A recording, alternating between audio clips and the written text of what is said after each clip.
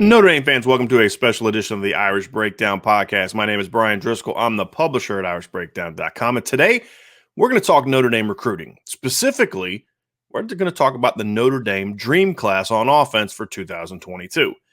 When you look at Notre Dame in the 2 of the last 3 years, they've been in the college football playoff. They've won at least 10 games in each of the last 4 seasons and 5 of the last 6 seasons. You could say that Notre Dame is on the cusp of taking that next step and being a team capable of competing for a championship. We've seen Brian Kelly build this program to the point where when they play teams that are not really on their level, they're going to win more often than not. Notre Dame is 33-0 the last 4 seasons against teams that finish ranked in the top, outside the top 25. They're 10-8 against teams ranked inside the top 25. Now, to get to that next level to where Notre Dame starts winning more of those games, and especially the big games, the playoff games, the major bowl games, the Notre Dame offense has to get better. Now, there's obviously some schematic things we've talked a lot about already at Irish Breakdown, and we're going to continue to talk about, but I do believe there is room for Notre Dame to continue improving the talent level on that side of the ball. So what we're going to look at is the 2022 class. And the reason this is an important class is because Notre Dame is going to go one of 2 directions here moving forward. You can't just stay stagnant for a long period of time. Eventually, you're either going to take that next step and improve, or other teams are going to catch you, which is then going to cause you to fall down a little bit. So for Notre Dame to kind of take that next step and ensure that they don't slide back, this is a big class.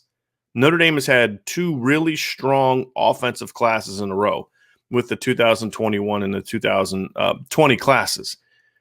What Notre Dame needs next is a 3rd straight class. It's going to help overcome some of the misses in the 2019 class. It's going to help them overcome some of the areas where the roster still isn't where it needs to be. And it's an opportunity to create a situation where Notre Dame is going to start really reloading on offense at all positions. There's a class out there for Notre Dame to get that can be that dream class that allows them to take that next step. The kind of class that adds the depth that Notre Dame needs on offense, the kind of class that adds the impact talent that Notre Dame needs on offense to take that next step.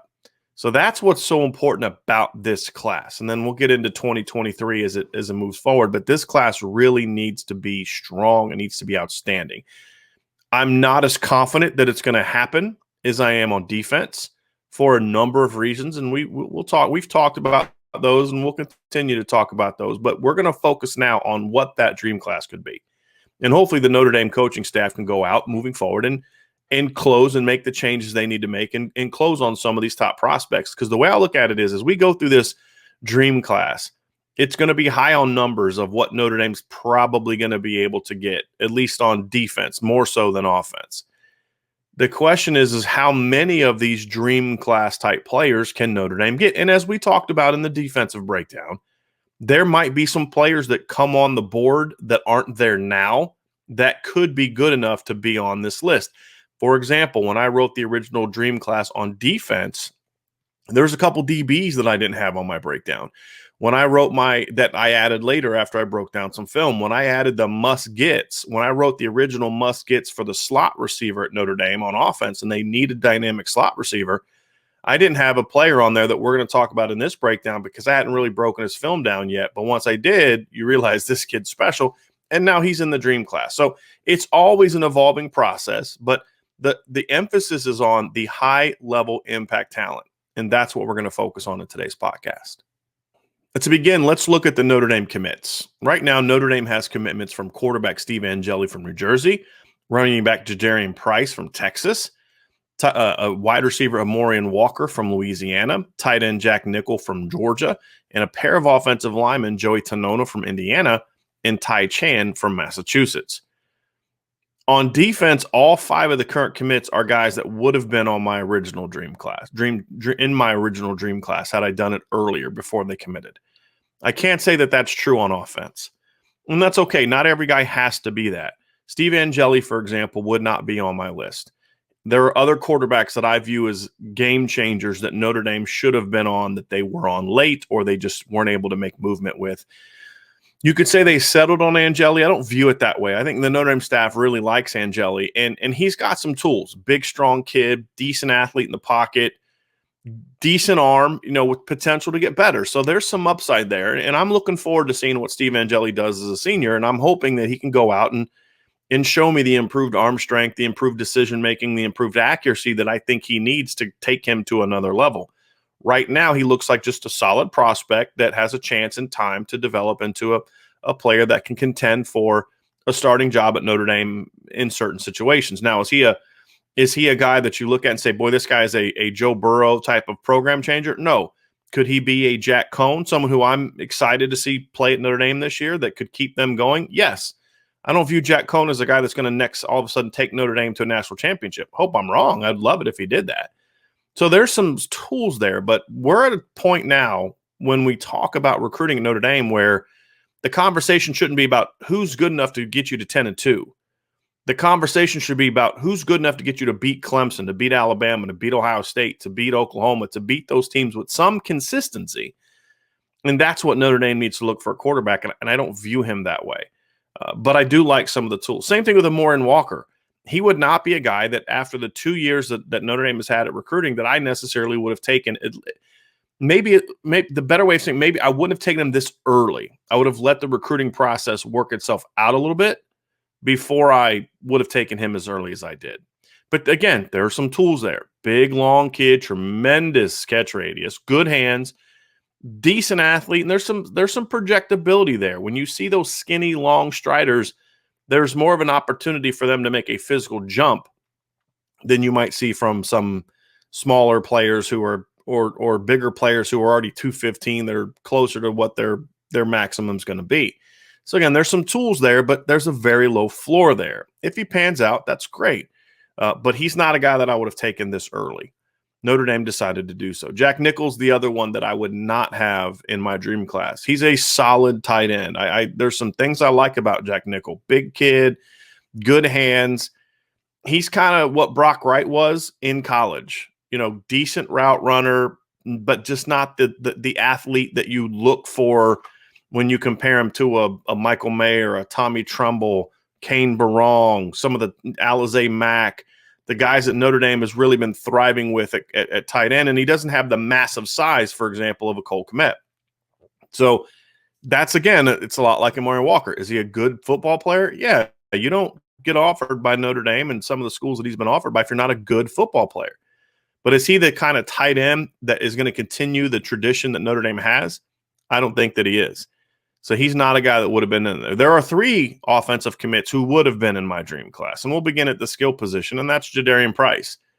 Notre Dame wants 2 running backs in his class, and to me, I really like Jadarian Price. I watch him play, and maybe he doesn't have like the pure home run speed that you look for, but neither did Dexter Williams. Dexter Williams ran a 4.58 at Notre Dame's at Notre Dame's pro day. He was closer to being a 4.6 than he was a 4.5. Dexter Williams is one of the most explosive running backs Notre Dame's had in a long time, because there's a lot more to being an explosive running back than just pure 40 time. And I see some of those traits in Jadarian Price. I see a guy with the ability to plant and just explode vertically. I see a guy with very good vision, anticipation, a young back that's got a really nice lower body build. I like what he brings to the table. There's a lot of talent there that I see that if Jadarian Price is the only running back Notre Dame gets in this class, if they miss out on all their other top backs, is that a dream class? No, because you kind of want that second back. I don't think Kyron Williams is a guy that stays for 4 or 5 years if he continues rushing for 1,000 yards. And by the time this class gets on campus, Chris Tyree is going to be a junior. And who knows where he's going to be in his development. So they want 2 backs. So if you're going to get 2 backs, getting one is obviously not meeting your numbers need. But if we take the need out of it and just look at Jadarian Price's talent, I like this kid a lot. I think this is the kind of kid in Notre Dame's offense, with the skill that they're going to have up front, with the skill that they're going to have on the perimeter.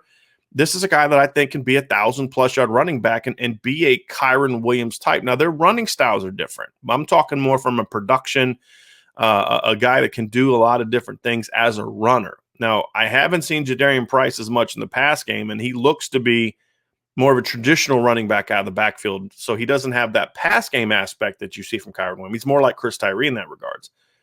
But there's a lot to like about Jadarian Price. So he would have been in a dream class. He would have been in a group of backs. I say, about 5 backs that I would have said, if you can get 2 of these 5 backs, you're in great shape if you're Notre Dame. And he would have been in that group. So they've got one of those guys, and we'll get into the need to get another one. The 2 offensive linemen I would have also had. Joey Tenona is a no-brainer. To me, Joey Tenona was a player I liked. I thought was a must-get when he was an offensive tackle as a sophomore. I liked his upside. I said, maybe he's a guy that eventually could move inside, could play some right tackle. I liked him. I viewed him as a top 200 guy, and when you have a top 200 caliber offensive lineman from your home state, you got to go get him. So to me, that was a no-brainer. Then as a junior, he moved to center, and he became an even more important prospect. Look, Notre Dame needs a center of the future, and I don't know who that guy is going to be. And Joey Tenona is not a guy I would have said definitely center of the future, because it's hard to project that without having seen a guy play. Even though most centers are former guards or tackles, it's harder to project that. He looked so good as a center as a junior. His athleticism played up even better inside. He looked like a natural snapper. His ability to snap, step, and hit as kind of one fluid motion in his first year playing the position was outstanding. And so to me, he went from a top 200 to 250 caliber prospect to me to a top 100 caliber prospect as a center. Now, again, he doesn't mean he has to just play center. He could play guard and be just as projectable. So I just loved how much his game grew. He got his foot quickness improved. There was a lot I liked about Joey Tenona as a junior. So it solidified, obviously, his standing on any kind of dream class for Notre Dame, which he would have been in before his junior year. But now he's definitely in there. Tai Chan's the interesting one. So we haven't seen Tai Chan pass the sophomore year because his state didn't have fall football. I don't know what to make of Tai Chan. He's all about projection. It's all about the ceiling with him, because his floor is so far really low, because, again, we're basing this off sophomore film. He's listed at 260. He's pretty thin, seems to have a nice frame, seems to have a frame that you can get big with, but not one that I would feel, confident putting the mortgage on, betting the mortgage on that he's going to get to 300 and not lose quickness and be powerful and all those kind of things. Tough kid, but needs to get a lot stronger. Athletic kid, needs a lot of footwork, technique work, things like that. So there's a lot of talent to work with, and that's why I would have taken him, because in a year where you're going to take at least 4 offensive linemen, maybe 5 if the right 5 want to come, you can take a chance on a high upside guy like Notre Dame did in 2021 with Joe Alt. It's a very similar situation. Yeah, maybe Tai Chan doesn't pan out and he ends up not being able to play for you. Okay, that's fine. Not every offensive lineman is going to pan out. You can't have those kind of misses in a year where you're only signing 2, maybe even 3 offensive linemen. When you're signing 4, which is what Notre Dame needs to do, they need to get at least 4 in this class along the offensive line. You take that high ceiling guy, even if he has a low floor, because your margin for error, because you signed 5 last year and you bring in 4 this year, you got a little bit better margin for error. Now, they can't do a lot of that because there was a lot of that in last year's class. But Tai Chan's ceiling is so high that you almost have to take him and be willing to take that risk of him not panning out, because he does have that tools. I mean, he's really athletic. I don't see elite athleticism yet because, again, we're going off sophomore film, and taller, bigger players tend to grow into that athleticism a little later as their bodies stop growing. But I see really good athleticism for his age, and I'm excited to see what he's going to grow into. So he's a guy that I would have put on there with the caveat of, if you're taking 4 offensive linemen, then yeah, you absolutely take a flyer on a guy like Tai Chan, because he could go out as a senior, and we haven't seen him for 2 years. He could go out as a senior, be 20 pounds bigger. His coordination is better. He's had now a whole offseason to really work on the footwork and the aspects of playing offensive line. He may come out and look like a top 100 player. I mean, he's got that kind of ceiling. And when a guy has that kind of ceiling, you have to take him, especially in a year where you're going to have this many players. So that's where I am with the Notre Dame commits. There's 6 commits. 3 of them would have definitely been in my dream class. 3 of them I would not have had in my dream class, but I'm also not, pounding on the table saying, this is ruining Notre Dame recruiting. They're good football players. They're just not, to me yet, the kind of football players that say, does this close the gap between Alabama, Clemson, and Ohio State? And that's my standard. Other people can look at it and say, well, he's a good football player. He had this offer, that offer. That's fine. But I don't care about that. I care about, does this player have the talent and the projection to say, if he maxes out, he's going to close the gap on those programs. That's what you should be looking for. And not every kid's going to be that way, but more often than not, you need that. And you can't have half your class already being that kind of player unless you're going to go out and finish really, really strong. And that's what the Notre Dame offensive staff needs to do. And let's talk about what that would look like. Now, we're going to start with the backfield, then we're going to talk receivers, then tight ends, and we're going to finish with the offensive line as we say, what is the dream class look like? And if you listen to our podcast, if you are check out our YouTube channel or at all listening to irishbreakdown.com, and you should be reading irishbreakdown.com and listening to all those things, but you're going to know where I'm going with this first one at running back, and it's the big three. There's 3 running backs on the board right now for Notre Dame: Dallyn Hayden, Nichols, Singleton, and Gavin Saw Chuck. To me, they're all top 100 players. They all grade out as top 100 players. They're guys that, to me, bring big-time talent and potential to the backfield. And if you pair them with a guy like Jadarian Price, you have yourself one heck of a 1-2 punch and running back, and that would make this 1-2 punch better than last year's 1-2 punch. And if you read my analysis of the 2021 class, I really liked the Audric Estime and Logan Diggs 1-2 punch. I think both of them are very underrated backs, especially Logan Diggs. I thought they were both surefire top 150 caliber players and 4-star recruits. Loved that 1-2 punch. This one could be even better if you can get one of those 3 guys. Dallyn Hayden is a very talented running back, rushed for over 2,000 yards in the state of Tennessee at Christian Brothers in Memphis. And he's another guy that kind of reminds me a lot of Dexter Williams because he's not like that elite athlete. He's not like Chris Tyree speed or just super suddenness. He's just a great back. He's got vision, and he's got that burst where he's going to play faster than I would imagine his 40 time is going to be. I hadn't seen a lot of him in the past game, and then I got he sent me some clips of him doing some workouts, running routes, catching the ball. I loved what I saw from him. Catches the ball well, good route runner. He just didn't do a ton of it in high school, so getting a chance to see him do that, you see the foot quickness, you see the ball skills, you see all the things you want to see in a great back, and his production was off the charts. I mean, he had 2,000 yards rushing, and I think he played like 9 or 10 games, something absurd like that, because of the shortened season because of COVID. So he's an extremely talented running back. Now, where things stand with him, Notre Dame is in really good shape with Dallyn Hayden, but right now Ohio State is the team that's kind of you have to really worry about. The hope, if you're Notre Dame right now, if you're a Notre Dame fan right now, is that one of 2 things happens. Number one, they got to do a better job recruiting him. They're doing a good job recruiting him, but talking to sources, there's a better job to be done. They could be on him a little bit more. There needs to be a little bit more coordination with the offensive staff, really making sure that they're letting him know that he's a priority, that they have a clear message, a clear defined message. I don't think we're necessarily getting that based on some sources I've talked to. I think the other part of it is that you hope that he holds out long enough to where Ohio State maybe gets another back before then, because Ohio State has several backs on their board, including Dallyn Hayden. So those are the 2 ways. And I don't care if you back into a guy. I really don't. I don't care if you get a guy because the school he wanted to go to filled up. I don't care. Just get the player, because I think Dallyn Hayden would be a great fit at Notre Dame, not just football-wise, but I think he'd be a great fit at Notre Dame. When you talk about the Notre Dame fit as a young man, as a person, character-wise, academically, all those things, Dallyn Hayden is the epitome of what a Notre Dame fit should be, and that's why it's so important to get him. When you have a very talented top 100 caliber back that fits everything that you say you're about as a program and as an institution, you got to get that guy.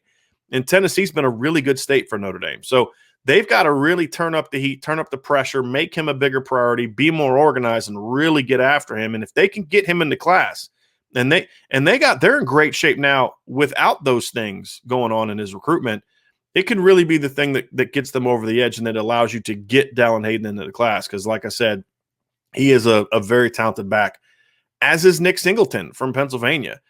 Now, he's an interesting player too, because he comes from an option offense. They'll put him in the backfield and have him run some outside zone and some power read type of stuff, but he's mostly an option running back. And it's the old school Lou Holtz option, kind of from the eye type of thing, not the triple option where he's playing in the wing or he's a fullback. He's a more of an old school where they're just running like speed option with him a lot. So there's some projection there. You have to kind of project what he'd be able to do, but you see it all. You see great size. see great feet. I see explosiveness. I see vision, second level ability. He's got all the tools to be a really special back at the next level. And he's still learning the position as a traditional running back. And he's very good at what he does. But he also plays defense in high school, plays some corner for a team that was really good last year. So he's not just a running back. So once he is able to focus on one side of the ball, that'll help his game develop. I love two-way players, but the fact is that it takes some time for them to necessarily master the footwork. I think, but it's worth it with the advantages you get from being a two-way player. He's another guy. I think he had, I have to look up the numbers, but I think he had like 1,300 yards last year in like 8 games and over 20 touchdowns in like 8 games. Some absurd like that. I mean, his production level also was just off the charts. And that's another thing I like about Jadarian Price. He has over 3,000 rushing yards in the state of Texas already going into his senior year. That's an impressive production. And I love production from running backs. I feel like with running back, it's one of those positions that I value production more. Like I don't care a lot about production at receiver because there's so many more reasons why receivers aren't productive in high school. You're dependent upon the quarterback, the offensive system, all types of different factors. As a running back, to me, you have to have production. And these two kids have a ton of production. Jadarian Price has a ton of production. Ohio State and Penn State are two teams that are making a hard charge for Nicholas Singleton as well as Notre Dame. It's kind of the same situation. Notre Dame's doing a really good job of recruiting him. But they got to close. They got to close on one of these two guys because we'll get into the third guy that's part of the big three in a second. But these are the two they have the best shot at right now. And you have to land one of them. I mean, you're not putting all your eggs in one basket like you did last year with Will Shipley. And I love that. I love that strategy. But you have to make sure that you're treating each one of them like they're the guy. And that's going to be a key for Notre Dame to get one of these two backs in the class. If you can add one of these two players with Jadarian Price to go with the two guys last year, there's not many teams in the country. You can maybe count on one hand the number of teams in the country who are going to have better backfields than what Notre Dame would have beginning in 2022 with potentially Kyron Williams coming back for his senior year, Chris Tyree, Logan Diggs, Audric Estime, and then those two backs. That is one heck of a backfield. And it's a versatile backfield. You have some guys that are more pure runners, some guys that are very versatile, can do both things. Some guys can be blockers, some guys can be explosive home run hitter. So I love the makeup of that. The third back on the list is Gavin Saw Chuck. Now, he is the reason I'm not as optimistic about him is it has nothing to do with his talent. I love his talent. He is an explosive running back. He's another guy with tremendous production. He's at over 3,000 yards in just the last 2 years combined. Now, he doesn't play great competition in the Colorado area, but he plays good competition. And he's really just a guy that has the vision, the footwork, the ability to catch the ball out of the backfield as a traditional runner. He's kind of from that Chris Tyree school of running back play in that Nick Singleton is a guy that, and Dallyn Hayden are guys that you can give the ball 18 to 20 times to and have them be bell cows. Gavin Saw Chuck is more that guy. He doesn't need that volume to be productive. Now, he can do it, and he's a strong kid for his size. He can do that, and he's only going to get bigger and stronger. But it's more of a, because he's so explosive and versatile, that you can have him be complemented. You can have him complement the Jadarian Price as maybe the every down back or Logan Diggs or Audric Estime. He can be a guy that with 8 to 10 touches can do a lot more damage. It reminds me of kind of like the 2012 combination of Theo Riddick and Sierra Wood. Theo Riddick was the hammer. He was the guy that got most of the carries. He was the number one back. And then Sierra Wood would come in with 5 to 10 touches, and he would rip off a 50-yard touchdown like he did against Oklahoma. He had a long touchdown run against Miami that year. He was that guy that could kind of, hey, I don't need 20 touches to make an impact. And that's how Gavin Saw Chuck is. The reason that I'm not as optimistic about him is I think it's going to be harder for them to land him. He's been to Notre Dame, so that's not the issue. But I just think there's other programs that he likes better. And I don't think it's from a lack of trying on the Notre Dame staff. That's just going to happen sometimes. You can put all you want into a player, and he may like your program a lot, and I think Gavin Saw Chuck likes Notre Dame's program a lot. It's just right now he likes other programs more. And they're still and I like that they're not backing off of that. They're still trying. They're still making a push, trying to get him back on campus again to put themselves in position to maybe add him. And that's the thing I really like about what they're doing. I think they learned their lesson from last year. They were able to recover, but you don't want to risk that like you did last year, where part of the reason they got Logan Diggs and Audric Estime is because it was such a deep year at running back. A lot of the top programs filled up, and they didn't get on these kids. And so Ohio State didn't go after these guys. LSU didn't offer Diggs until it was too late. Alabama didn't offer them. So you were able to kind of sneak in and get some top backs in a deep running back year. It's a deep running back year, but those programs are now targeting the kids that Notre Dame wants. So they're not putting all their eggs in the one basket like they did with Will Shipley, and I really like that strategy. And if they can just close on one of them, you've got a chance to have a really, really special backfield, and that's what you need to have a dream class. You need a dynamic backfield to make that happen. Now let's talk about wide receiver.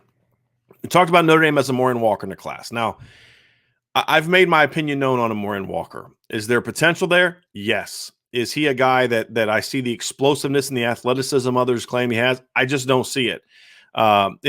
So what you need now is where is he going to stack on your receiver board? If they bring in a class where he's the clear number 3 guy, I'm thrilled with that because, again, there are some tools. You can't teach his height. You can't teach his length. You can't teach his ball skills. If he gets more athletic, if he gets more explosive, and you combine it with those other things, you have yourself a ball player. But it's because he has a lower floor, there's a lot more risk there. So that means your 1 and 2 guys have to be special. They have to be game changers. Brian Kelly has talked about after 2018, he's talked about in 2020. It's kind of like his go-to excuse now, which is we don't have enough playmakers at Notre Dame. We're not going to get into that debate about whether or not Notre Dame does or doesn't. For the purposes of this conversation, we're going to assume that Brian Kelly's right and they don't have enough playmakers in their class. So the one thing you absolutely have to get in this class, more than anything else at wide receiver, is you need a player that is a dynamic guy with the ball in his hands. That's what you need. And there's a couple guys on the list that fit that mold. And one of those players to me that I think Notre Dame has a shot with, that I think is probably the most underrated recruit I've seen in the country this year, is Xavion Bradshaw from Virginia. And I'm going to pull up some of his huddle clips here real quick. You have got to watch this kid play. If this kid's a 3-star recruit, then I don't know. I don't know what I'm looking at. I just don't know. I see a kid, number one, his dad was an NFL running back, Ahmad Bradshaw, won a Super Bowl. He plays out in the middle of nowhere, so there's obviously people haven't seen him. I see a guy that has speed. I see a guy that has tremendous feet. I see a guy, as you're going to see here, that is a dynamic player in the kick return game. I see a guy that catches the ball naturally. I see a guy that is exactly what you want in today's slot receivers. He is a player that's fast enough to stretch the field. He's got the ball skills to make plays down the field. He's smart enough to make plays over the middle. He's strong enough. He has some running back to his game. That's what you see here in this punt return game. He's got some running back. He's got that shiftiness, that lower body strength to allow him to run through arm tackles. And he can do things after the catch. He's the kind of guy that can take a bubble screen, as you saw in the first play, and turn it into a big play. He's the kind of guy that can take a slant route, make a guy miss, and turn it into a big play. That's all he does in high school. Now, look, I recruited guys that did stuff like this at the Division III level and the Division I AA level. They dominated their competition. It's about projecting his skill set to the next level. Some guys project that way because they have the athleticism, and some don't because maybe they dominate the competition they play in high school. But just dominating your high school competition doesn't mean you can play at Notre Dame. You know, I recruited a running back at a Division III school that had over 4,000 career rushing yards and over 50 career rushing touchdowns, but he was like a 4.8, and he was like 5'8". So he just wasn't a guy that you were going to see at a place like that. So dominating high school doesn't mean anything. But when you watch Xavion Bradshaw, you see a guy that has the athleticism that it does project. And that's what I like so much about him. And so he is a very underrated player, not just from a recruiting ranking standpoint. I'm not even hammering the analysts because his offer list isn't all that impressive. I mean, Virginia's on him, West Virginia's on him. Notre Dame's really the only school that's a powerhouse program that's on him. Because he lives out in the middle of nowhere, not a lot of people can go see him play. Because there were no camp circuit last year, he wasn't on the camp circuit. So he's a guy that, to me, hasn't had the exposure that people look for. But when you watch this kid play, this kid, to me, is special. And I love the fact that Notre Dame found him, got on him early, because if he does get on the camp circuit, or if more people see him play, his offer list is going to explode. And if you're Notre Dame, you're going to want to make sure that you are on him early. So this is a guy to me that is a must get. Would I love to have Caleb Brown from Chicago? Yeah, I've talked about that, but they don't really have a shot with Caleb Brown. But I'll tell you this, if they quote unquote settle for Xavion Bradshaw and not get Caleb Brown, I'm fine. I'm good with that. Yes, I would like to have both of them because I think Xavion Bradshaw is a guy that could also play some X, sort of a Will Fuller type of X. Not that he's got Will Fuller speed, but he can be that kind of guy. I'd have taken both of them. And I'd also take Caden Saunders is another guy that I would still take with Xavion Bradshaw because they are different players. Caden Saunders is a guy that is more of a slot, but he's more speed. He's more explosiveness. He's more about route running.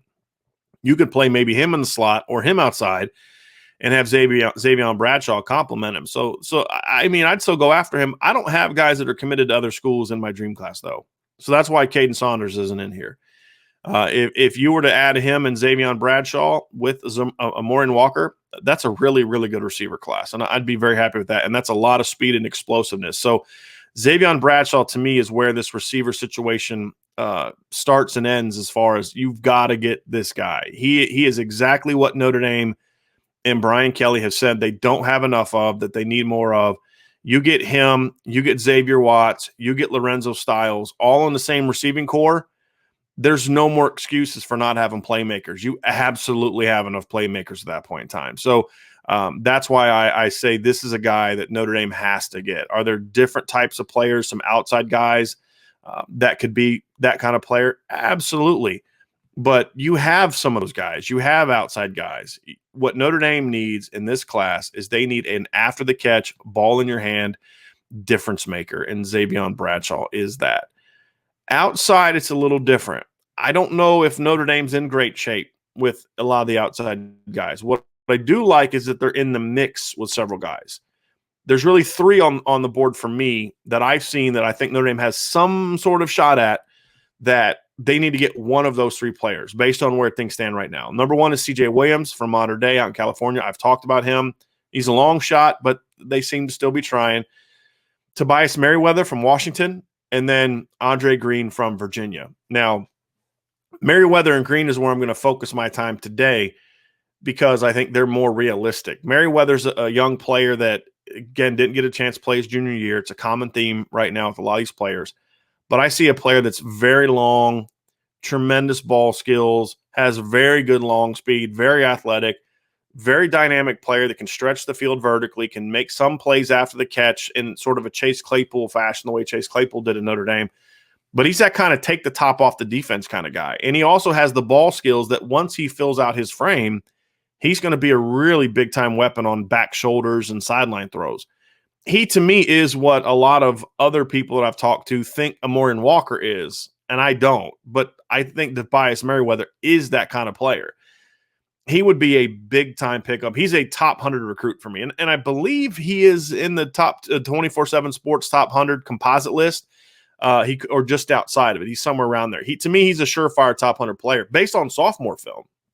We haven't even seen junior and senior film yet, obviously. So he's a player to me that would certainly be a difference maker, a needle mover for Notre Dame if you're able to get him out of Washington, which is going to be hard, but they're in it, and that's the thing I like. Andre Green is to me more of the traditional of what Notre Dame has had. He's more of the Miles Boykin, Michael Floyd school of receiver play. I'm not saying he's as good as either one or worse or anything like that. I'm just saying he's not a stretch the field, 4-4-2, run post routes and go routes by people all the time. He can run those routes, but he's going to be more about size and body positioning and ball skills type of player. He can work the middle of the field. He's a good athlete. He's definitely a good athlete. I just don't see great speed yet. But as you know, if anyone that's listened to me for some time, I don't obsess about speed as much. I always say, look, if you're 6'3" and you're 205 pounds and you've got very long arms and great ball skills, you're always open. It's just, can the quarterback put the ball in the position to allow you to go use those traits to make a play even when you're covered? And that's really why quarterback play is also so important. And we saw that with Javon McKinley this year. look, anytime Javon McKinley was given an opportunity to make a contested catch, he made the catch 9 times out of 10. It was just about the opportunities weren't enough. To me, Andre Green is similar to Javon McKinley. I think that's probably the best comparison that I could use because I think their speed is similar. I think Javon McKinley's faster than some people think. I think he's a high 4.8, low 4.5 guy when it's all said and done. I think that's where Andre Green will be when it's all said and done. Low 4.5 guy. I think him and T Higgins are comparable. I think Tobias Merriweather's an even closer comparison to T Higgins, but I also think Andre Green has some T Higgins to his game, but he's a little bit more physical, and that's why I like the Javon McKinley comp. He's an even longer version of Javon McKinley. I think Tobias Merriweather is more of that T Higgins fit, and I think Andre Green is sort of a Javon McKinley fit, and that's really good. I mean, you get those two guys, one of those two players with a Xavion Bradshaw. I really like where the receiver class is at. So they got to get one of those two guys. Right now, they don't lead for either one of them. There's a lot of work to be done there.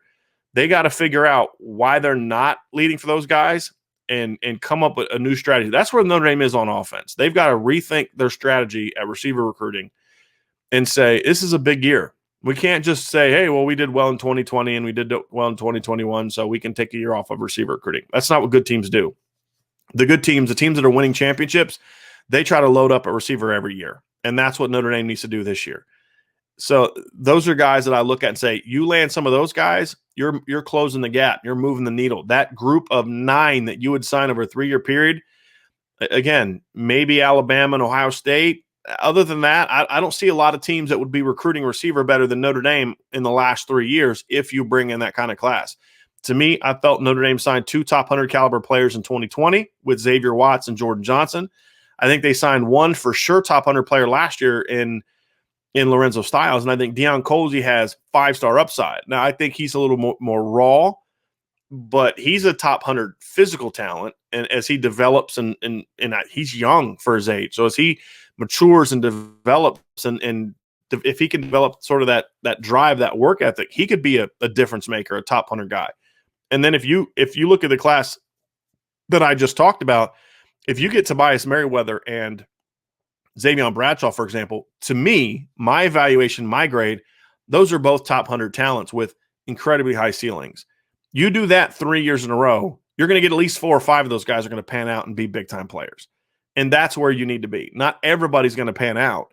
It's rare that you have a class like Bama had where they had Jerry Jeudy, Henry Ruggs, Devontae Smith all in the same class.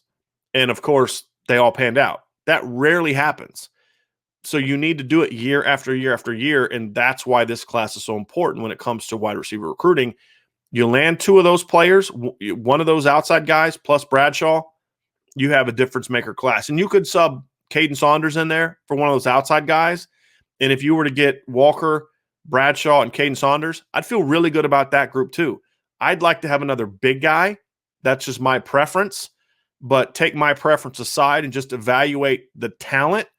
You add Caden Saunders and Xavion Bradshaw to the receiver unit that Notre Dame already has. You've added a vertical elite speed guy in Saunders, and you've added a guy that's a difference maker with the ball in his hands in Bradshaw. You'd have no complaints from me. That's a darn good class. And to me, that is, in fact, a needle-moving class, and that's the standard.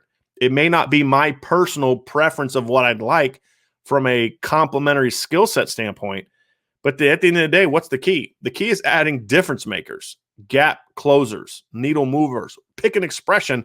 That's what you need to do, and that's what that receiving class would do for me. Let's move on to tight end. I've already made my comments about Jack Nichols known. If you're going to take 2 tight ends in this class, which I'm still kind of understanding why they're doing that, they must know something that I don't, so I'm going to give them the benefit of the doubt that maybe they are looking at it like, hey, look, Michael Mayer's not going to be here for 4 years. Maybe there's a guy that they think may transfer out, or somebody's going to move positions or something. They have to know something that I don't. So I'm going to give them the benefit of the doubt. They want 2 tight ends in this class. To me, I would have gone for more of a high upside player. Now, one of the guys that is still on the board that you have room for is Holden Stace from Atlanta. Now, this is a kid that to me is the complete opposite of Michael Mayer in that Michael Mayer was such a proven commodity when he got to Notre Dame. He had, in my opinion, the highest floor of a Notre Dame tight end that I've ever seen. Higher floor than Alize Jones, higher floor than Kyle Rudolph, higher floor than Ben Koyak, higher floor than Cole Kmet, Brock Wright.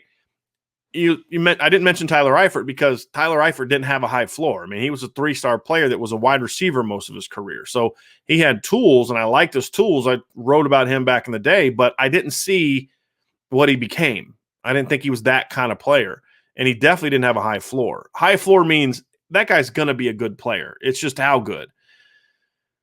Holden Stace is got a very similar upside to Michael Mayer, but he's got a much lower floor. He's had an injury as a junior. It wasn't a major injury. It was like a hamstring, I believe. We've had a couple articles about him at Irish Breakdown. Eric Rudder did an interview with him the other day, and I believe it was a hamstring injury that limited him for a couple games. Again, not a major injury. It wasn't like a torn knee or a broken bone or anything like that.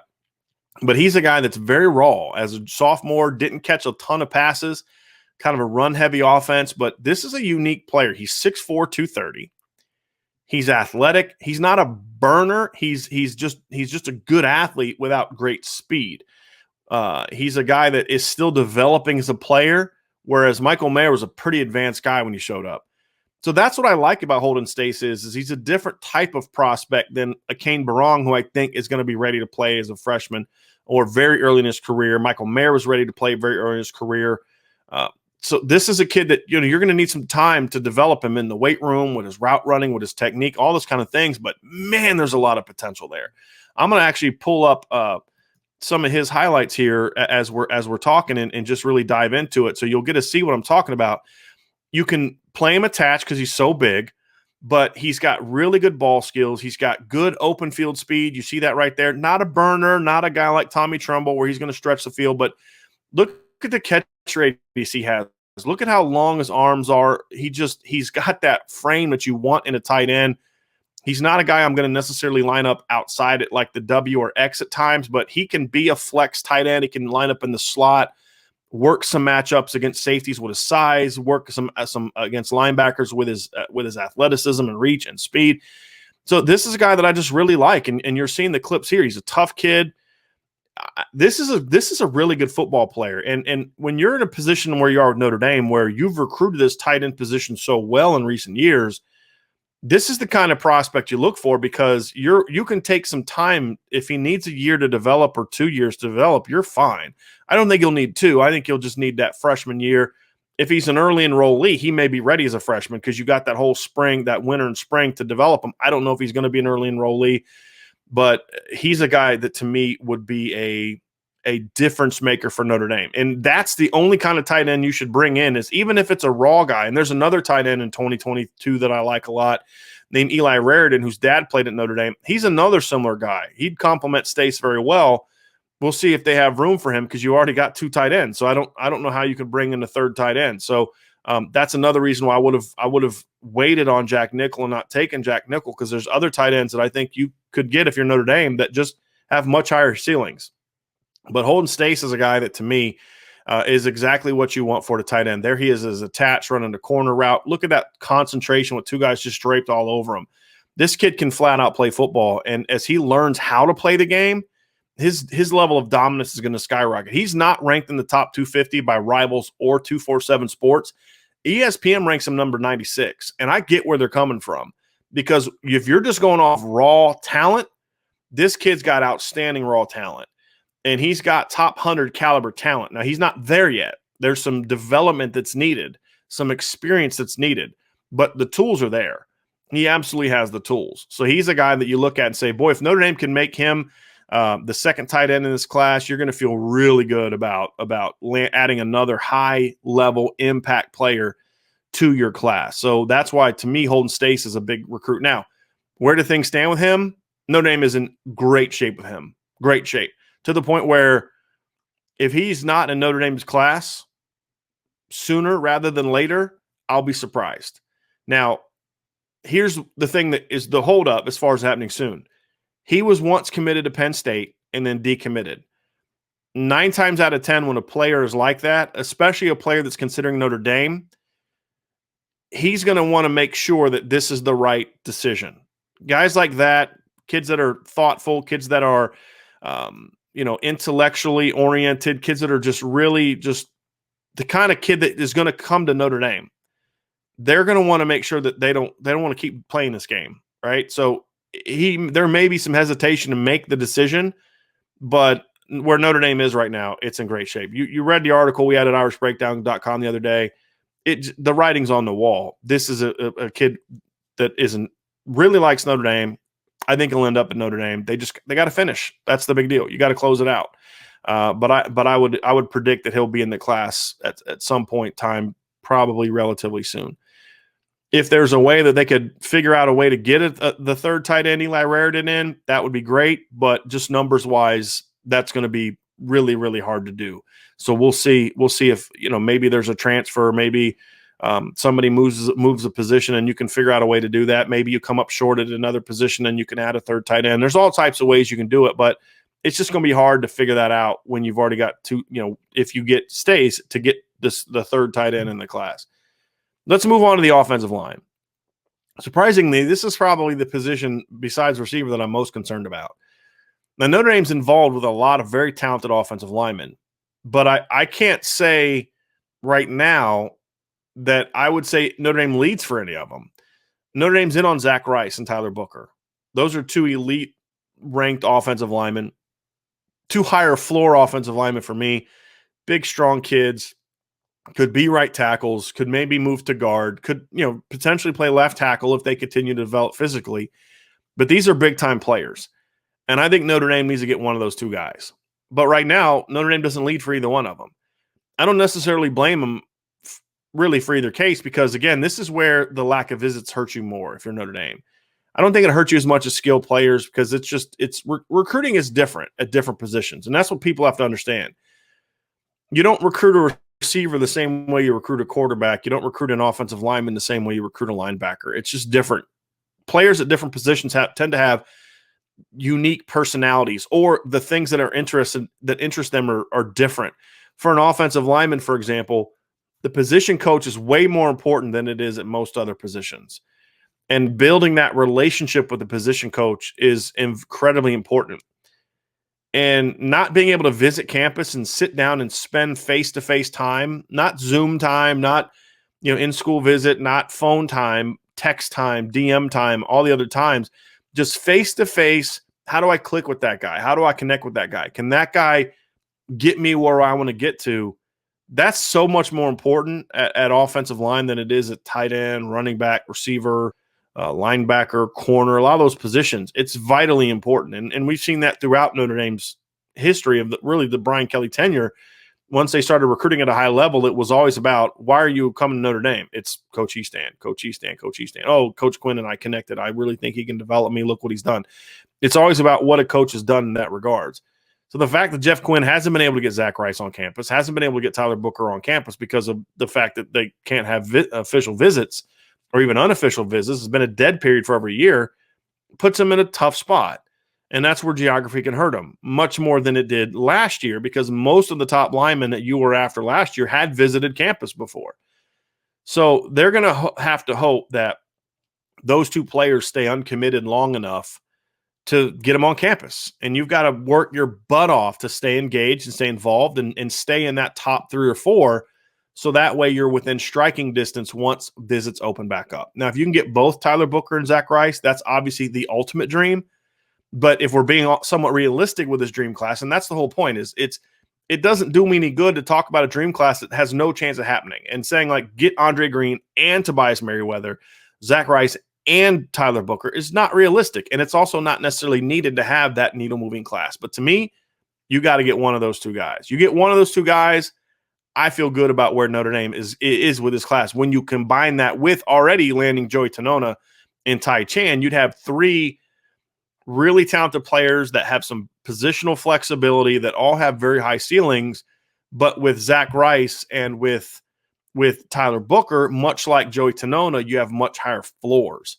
And that's the important thing. You can't have 5 low floor, high ceiling guys in an offensive line, because just by nature, those players have a greater hit mark, a lower hit mark, a higher miss mark. You're going to miss with more of those guys, meaning they're not great players. They're not even really playing for you. That's just the fact. And so you need some high floor players. Joey Tanona, to me, is a high floor player. Zach Rice and Tyler Booker are more high floor players that Notre Dame needs to get. You get one of those two guys, I feel really good about where this class is. And then it's really just one more guy, and I'm good. And then if you can get a third, or a second, and get to that 5-man class with the right look, now you're talking about not only are you restocking your own depth chart, you're landing, in my opinion, arguably the best offensive line class in the country. And that's what Notre Dame needs to be doing. When you look at the future of the offensive line, there are some concerns. There are some question marks. They were short on numbers in 2020. They only signed 2 offensive linemen. 2019, that class is looking good potentially this year, but Quinn Carroll's had a devastating knee injury. John Olmstead's already gone. And those guys are going to be seniors when this class shows up. And then you have you're only 2 players in 2020, which are 2 very good players, but only 2.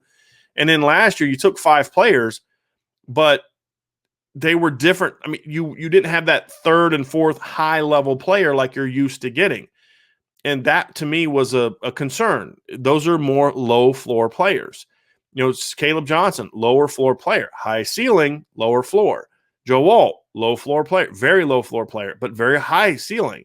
And then to me, Pat Coogan is a higher floor guy from the standpoint of you think he's at least going to be a depth guy, but I don't see the ceiling.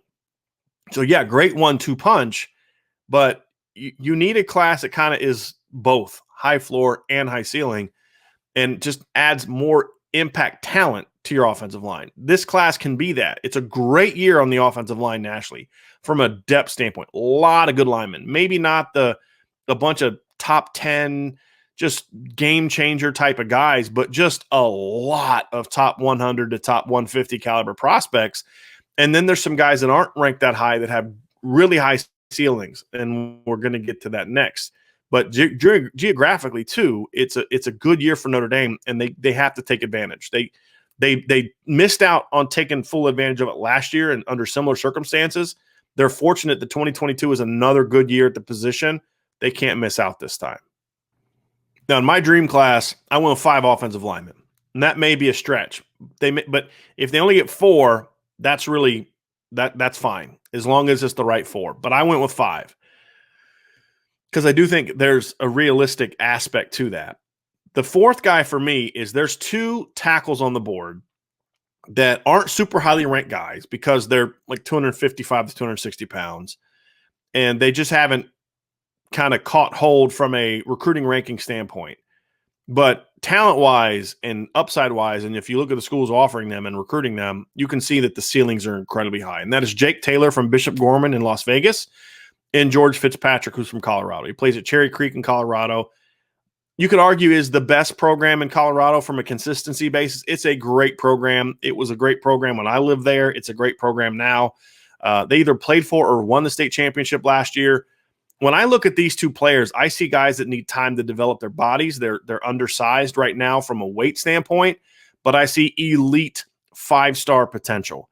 Jake Taylor, I've written a lot about at irishbreakdown.com. I've done a film analysis on him. He, to me, is that combination of athleticism, toughness, technique is going to be there. He's got a ceiling that if he can get up to 300 pounds and maintain the same projection with his athleticism that I've seen so far from him, he could be a stud offensive lineman. I project him as a pure tackle, but any pure tackle can, more often than not, unless it's like a 6'8" guy like Blake, like Tosh Baker, if you're a pure tackle, you could play guard if you're physical enough, and Jake Taylor's certainly physical enough. So he could play guard, but he, to me, is a tackle. You're recruiting him to play tackle. Fitzpatrick is, to me, is the most intriguing offensive lineman on Notre Dame's board, because my big question with him is, can he get to be 300 pounds and still maintain the level of athleticism that he shows now? He is an elite athlete for an offensive lineman, in my opinion.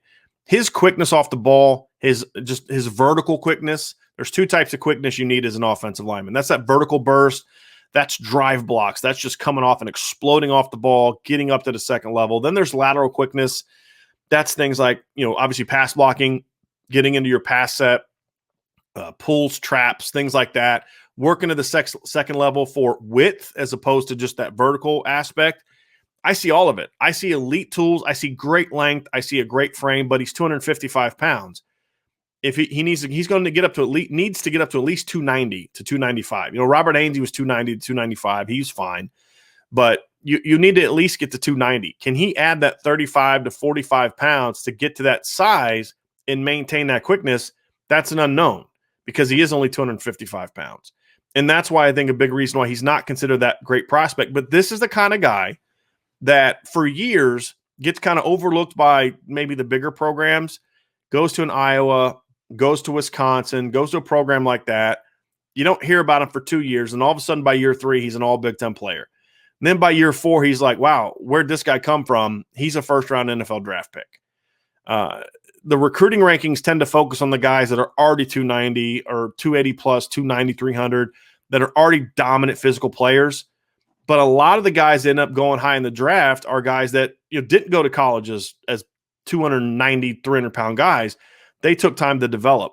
And to me, that's what George Fitzpatrick is. And that's why he's a very unique player with a lot of tools, a lot of talent. So I really like what he brings. If you can land one of those two guys, and right now that's going to be tough. They're in it, but they're not leading for either one. If you can land one of those two guys with a Zach Rice or a Tyler Booker, with Joey Tanono and with Tai Chan, that is one heck of an offensive line class. And then if you can round it out with my number 5, which is this is a very unique year. Wisconsin always produces a lot of offensive linemen, but it's usually like kind of those project kind of guys that are 3 stars that eventually grow into it, kind of like what we just talked about. They have 3 guys that are all borderline top 100 guys or are ranked as top 100 guys, and Notre Dame is involved with each of them, and they have a shot with each of them. And if you can land one of those 3 Wisconsin guys, that's a huge, huge pickup because it wouldn't shock me if Wisconsin got all 3 of those guys. But it's Billy Schrouth, Karsten Hinsman, and Joe Bruner. Now, Hinsman to me is a pure interior player. He plays guard in high school, I believe. He projects as a guard center type of player. Bruner is a big physical right tackle type that could also play guard. And Billy Schrouth is sort of that hybrid guy. I think he fits best at guard. I have people that I talk to that really know football, who really know how to evaluate, who think he's more of a tackle. So the fact that we're having that debate shows you his versatility as a player. They're all 3 really good prospects. You get one of those 3 guys in this class, I feel really good about what Notre Dame has been able to build along the offensive line. And if you're able to get one of that group of 3 from each category, you get one of those 3, it's an elite, arguably best class in the country type of haul. If you get 2 from one category and then 1 from another, but you don't get Rice and you don't get Booker, will I be disappointed? I'll be disappointed from the standpoint of there's no surefire, high-ceiling, elite 5-star guy in that group. And I think Notre Dame should always get that kind of guy. But it's still a really, really good offensive line class. And when you combine it with last year's, is there some risk involved? Is there some uncertainty? Yes, but that's a lot of talent in a 2-year haul with Tosh Baker and Michael Carmody from the year before that. So in 3 years, you'd have got 12 guys, and there's a lot of depth, a lot of versatility, and a lot of talent. So yes, from a dream class standpoint, maybe it falls short if you don't get Booker or Rice. But if you can get 3 of the second and third group of linemen that I talked about, I'm going to say, yeah, that's a pretty darn good class. And now you try to go get your elite guy next year.